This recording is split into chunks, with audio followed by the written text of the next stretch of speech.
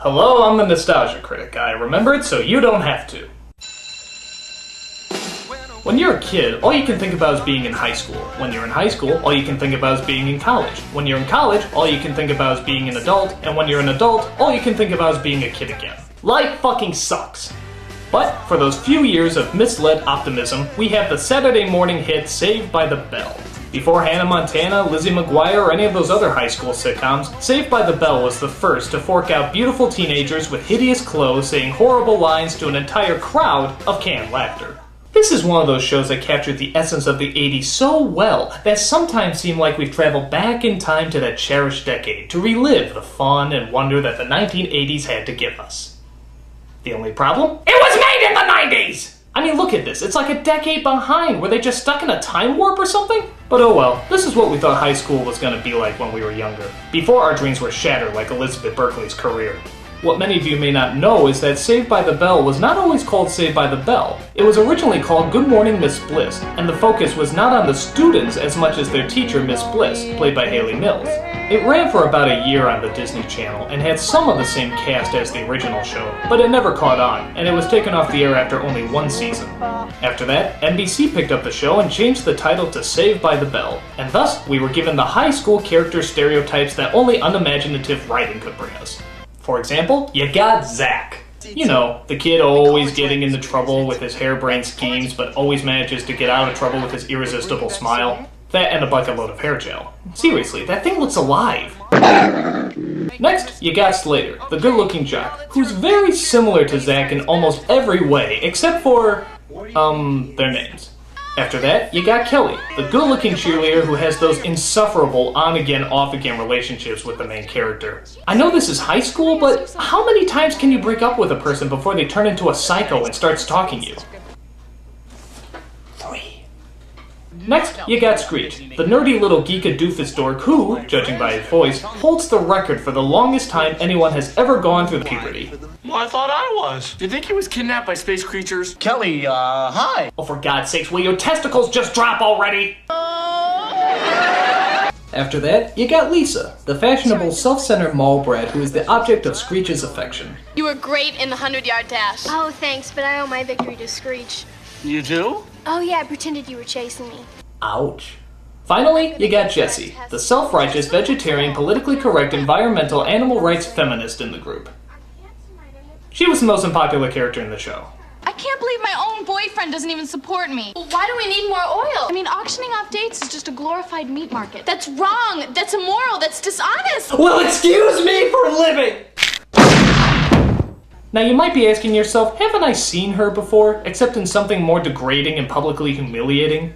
Yup, this is the exact same woman who starred in Showgirls, one of the biggest cult films to ever horrify audiences. Auctioning off dates is sexist flesh peddling and should be strictly forbidden.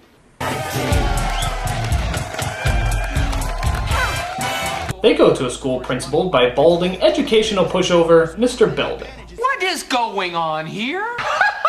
That's a good one. Oh, gee, Miss Wentworth, that's not fair. Oh, good news, Mr. Belding! Good news! Your balls arrived! Is that true? So what can you say about the show as a whole? Well, it's hard to sum up the entire thing in general, so let's take a look at some individual episodes. Like, how about the episode with the fake IDs? This episode starts off at the kid's favorite hotspot, the Max. Look at this place. It's like the 80s interpretation of the 50s. Zach helps out a girl with her flat tire, but it turns out she's over 18 and wants to meet him at a club. So Screech comes up with some fake IDs to get everybody in. Can somebody tell me what's the point of making a fake ID to show that you're 18 when you're so obviously 24? You know, we never did discuss your fee. Well, I really don't know. Oh yes, I forgot to mention. This show has the most obnoxious audience in the entire world. I mean, they go nuts about everything.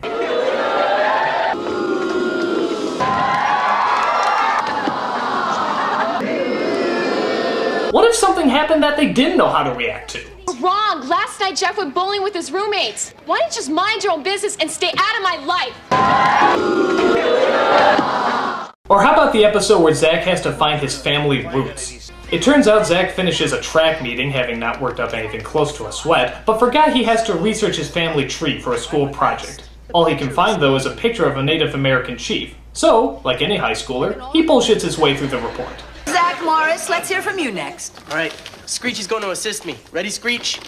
Ready, Kimosabi. Oh god. After digging through old family papers and pictures, I learned that I'm part American Indian. I come from a long line of fierce warriors and great hunters. Me. They roamed the wide open plains in search of their daily food. Me hungry. And the award for most awkward, racially insensitive moment in Saturday morning history goes to... Saved by the Bell!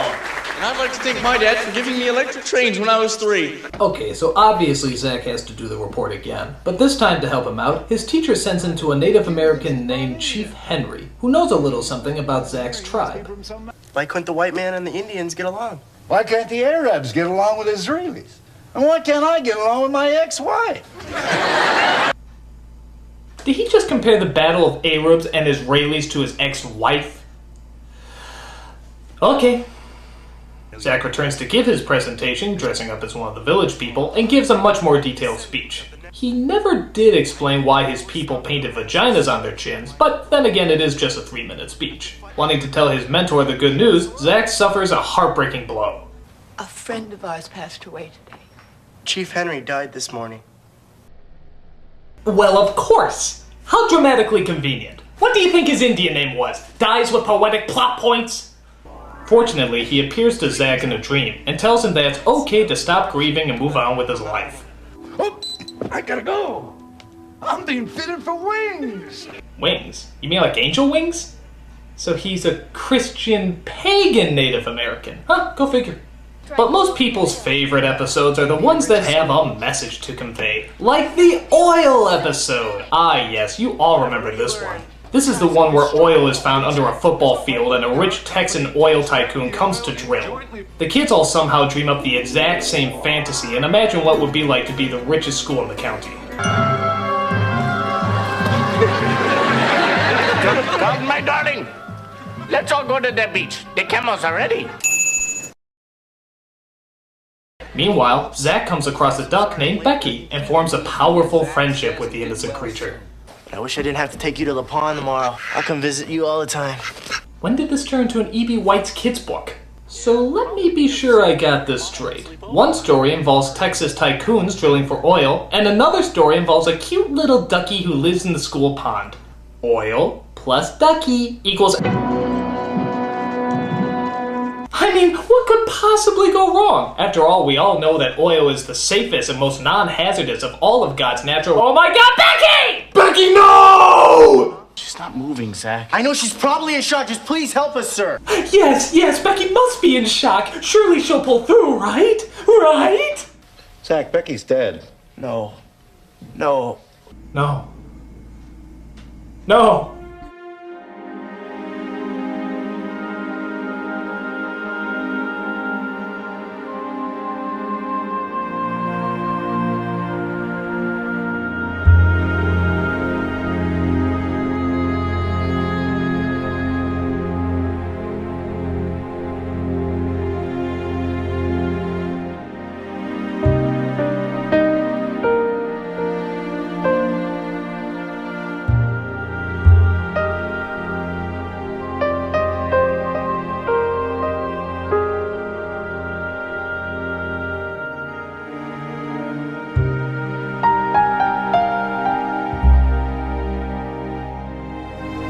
Yeah, can't make an omelet without breaking some eggs.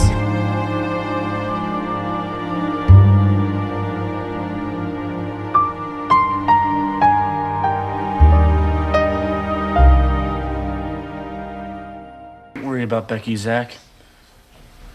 She's where the oil can't hurt her now. Oil!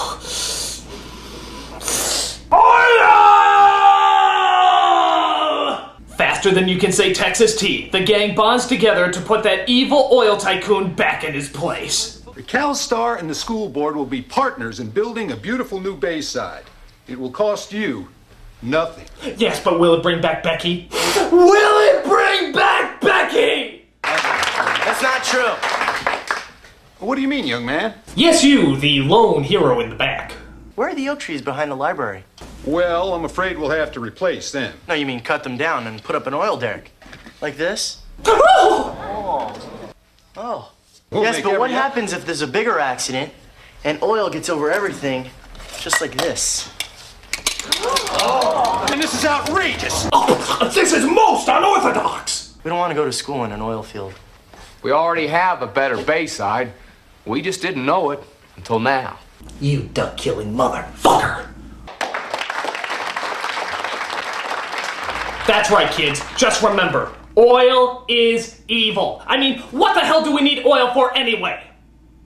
Oh yeah, to run our cars. But there's tons of other natural energy resources to run our cars, like solar, which is practically non-existent. So there's hybrid, which is far too expensive for anyone to afford. But there's electric, which is still on the developing stages. So for the time being, I guess we're stuck with oil. Evil, nasty oil! It kills ducks. Another episode I'm sure you all remember is the drug episode, where Jessie gets addicted to caffeine pills because she wants to pass geometry and do well in her new girl rock group. Wait. A girl rock group? How the hell did that come along? Well, it turns out Zach really thought the three girls had potential, so Screech dresses up as a female Irish janitor and records them singing in the girls' locker room. Finally, something realistic. I remember when I dressed up like a female Irish janitor and recorded things in the girls' locker room. Why don't you just forget I said that? Next time, bring me. So the recording is given to a record producer, who of course loves it, and the three girls decide to put together a music video for them. 1, 2, 3, bang! 1, 2, 3, stretch! 1, 2, oh God, help me. 1, 2, 3, stretch! This is back when music videos didn't know they were insulting our intelligence, and also when they were, you know, popular. Say what you will about this song, but these special effects are just incredible. Like, watch this unbelievable stunt.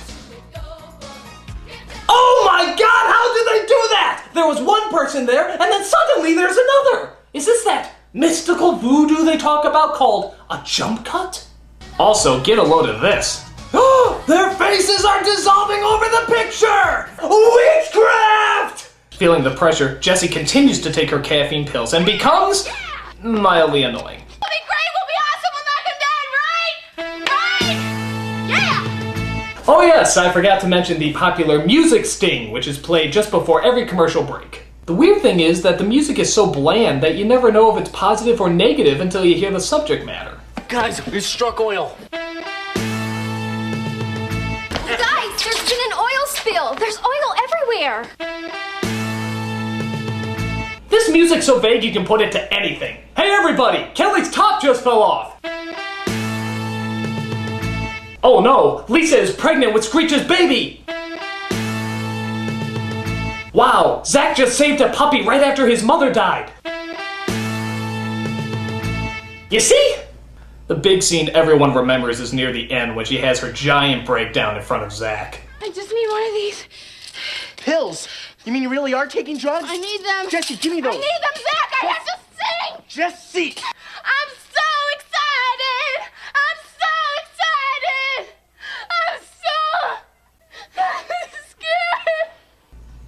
Wow. I mean, wow. I had no idea that caffeine pills could turn you into such a horrible actor. Well, I'm getting rid of these babies right now. It's good old-fashioned mescaline for me. Oh, God, that soothes. Finally, I want to talk about one more episode. This is my personal favorite. It's called Rockumentary, and it's this strange kind of behind-the-music look at the kids after they make it big as a rock band. You heard right, they make it big as a rock band. Just look at some of the clothes they wear. It's like the 80s are trying to die, but someone keeps trying to resuscitate them. Just let the decade die in peace. Look at this. When the hell did anyone wear bows on their jeans? Are you a fucking birthday present? But I digress. This odd little music documentary is hosted by Casey Kasem of all people, as he apparently has mastered the power of time travel to show you how their story began. Apparently the group practiced in their garage playing their instruments and lip-syncing rather horribly. Just look at Slater's drum work. He plays so well that the beats come out before he even taps them. Little did they know that fate was running by their door. Yeah, was there a record producer named Brian Fate who happened to be jogging past their garage? Hello, I'm Brian Fate. Alright, it's a little funny. He, of course, turns them into rock legends as they do concerts, sign autographs, get awards from bad impersonators. It's a dream come true. Now, one thing you might be asking yourself is, where's Jessie in all of this? Well, they saw how she did with the last rock group she signed up with, and, yeah, they're not doing that again. So, of course, as their popularity builds, a seductive PR woman steps in and seduces Zack to leave the group and go solo. Letting the fame go to his head, Zack agrees with Yoko Ono and leaves the group to go do his own thing, as she controls everything about him, even the way he looks.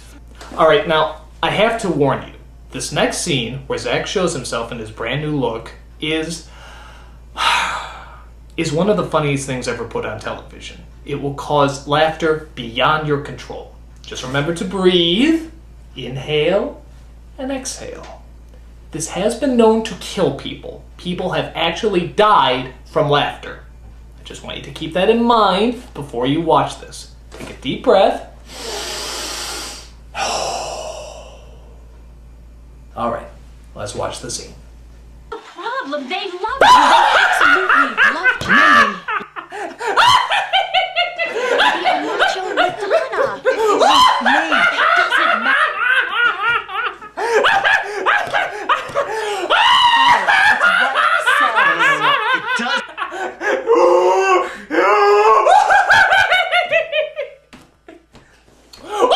What's the matter to me? You couldn't even hear a word I say.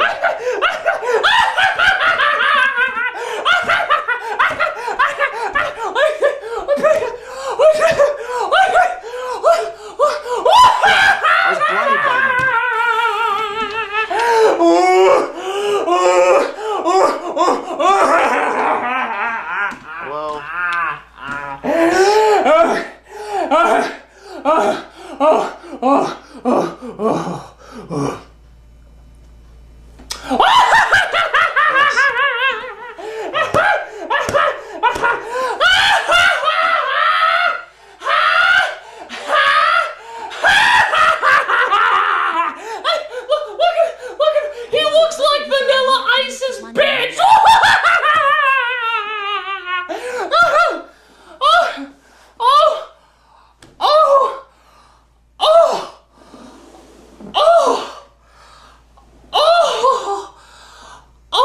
I think I just orgasmed.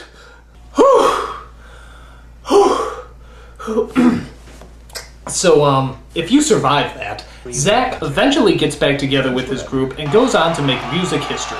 And then, of course, he wakes up because it was all obviously a dream. Thank God, because if I looked like MC Hammer and Prince's white love child, I would want it to be a dream too. You know, next year I'm asking for weekdays off. So that's Saved by the Bell. How does it hold up? It doesn't. It's stupid, silly, and loaded with idiotic cliches. But I will say that looking back on it, it is pretty harmless. I mean, I don't think it makes kids any dumber like some of the other shows I've reviewed on here. But if I was to sum up this show in one word, I would say that it's... Dumb. Stupid. Crazy. Dangerous. Stinks. And then some. I'm the Nostalgia Critic. I remember it, so you don't have to.